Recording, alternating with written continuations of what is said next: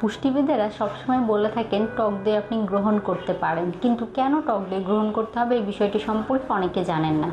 টক দই সাধারণত তৈরি করা হয়ে থাকে দুধকে প্রক্রিয়াজাতকৃত বা ফার্মেন্টেশনের মাধ্যমে। তো সেই ক্ষেত্রে দুধে যেই পুষ্টি উপাদানগুলো আছে, যেমন প্রোটিনের চমৎকার উৎস হতে পারে টক দই, আয়রনের চমৎকার উৎস টক দই, ভিটামিন ডি এর চমৎকার উৎস হতে পারে টক দই, vitamin B complex, iron, zinc, এছাড়াও দেখা যায় সেলেনিয়ামের চমৎকার উৎসও কিন্তু হতে পারে টক দই।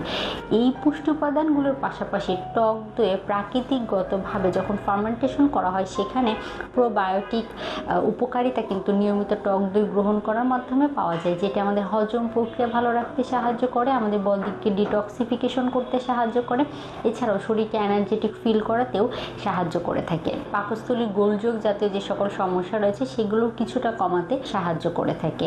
ওজন কমাতে উপকারিতা দেয়, ডায়াবেটিস পেশেন্টদের ক্ষেত্রে এটা উপকারিতা দিয়ে থাকে।